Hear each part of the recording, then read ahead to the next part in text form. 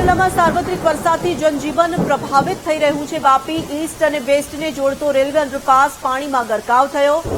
અંડરપાસમાં પાણી ભરાઈ જતા નોકરી ધંધે જતા લોકો અટવાયા છે। વરસાદી પાણીના અવરોધથી વાહન વ્યવહારને માઠી અસર પહોંચી રહી છે।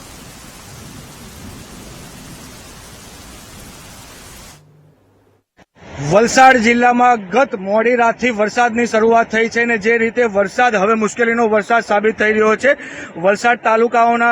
વલસાડ જિલ્લાના તમામ તાલુકાઓમાં નોંધપાત્ર વરસાદ થયો છે। ઉમરગામ તાલુકામાં 2.5થી વધારે વરસાદ થયો છે તો વાપી અને વલસાડ શહેરમાં પણ સારો વરસાદ થયો છે। આજે દ્રશ્યો જોઈ રહ્યા છે એ વાપીના જે નાના ગરનાળાના દ્રશ્યો છે એ અત્યારે પાણીથી ભરાઈ ચૂક્યું છે।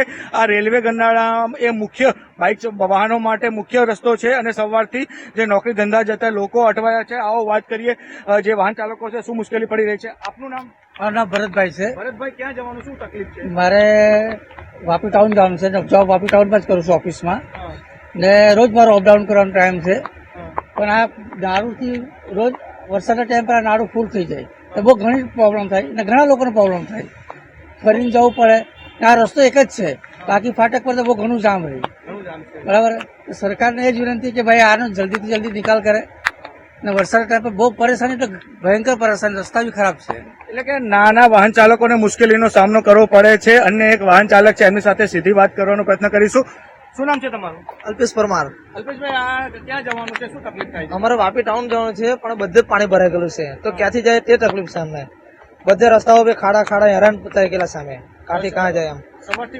સવારથી વરસાદ રાતનો ચાલુ છે વરસાદ, પાણી ભરાઈ ગયું ચારો તરફ પાણી। વાપી ટાઉન કઈ રીતે જાય એમ? હજુ બ્રિજ બનશે તો બ્રિજ બી નથી બન્યો। એટલે કે જે મુખ્ય જે બ્રિજ હતો એ બ્રિજનું જે કામકાજ ચાલુ છે, નવો બ્રિજ બની રહ્યો છે। ફરી એકવાર દ્રશ્ય બતાવવાની કોશિશ કરીશ કે કઈ રીતે પાણી ભરાઈ ચૂક્યા છે અને જે રીતે થોડા અમથા વરસાદમાં આ પ્રકારના દ્રશ્યો જોવા મળતા હોય છે, ત્યારે ફરી એકવાર વાપીમાં 2 ઇંચ વરસાદે નગરપાલિકાના પ્રી મોન્સૂન કામગીરીની પોલ ખોલી નાખી છે। તાત્કાલિક આ જે પાણી છે એ દૂર થાય તેવી માંગ વાહન ચાલકો કરી રહ્યા છે। માનવ ઠાકોર, VTV ન્યૂઝ, વાપી।